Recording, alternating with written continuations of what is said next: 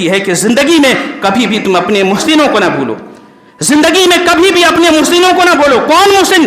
جنہوں نے زندگی میں کبھی بھی آپ کا مشکل حالات میں ساتھ دیا، اور زندگی میں کبھی بھی جنہوں نے آپ پر احسان کیا، ان کے احسانات کو کبھی فراموش نہ کرو، ان کے احسانات کو کبھی بھلاؤ نہ۔ یہ شریفوں کی علامت ہے، متقیوں کی علامت ہے، نیک لوگوں کی علامت ہے، اہل ایمان کی علامت ہے کہ وہ کبھی بھی اپنے محسنوں کو بھلاتے نہیں، اپنے محسنوں کے احسان کو کبھی فراموش نہیں کرتے۔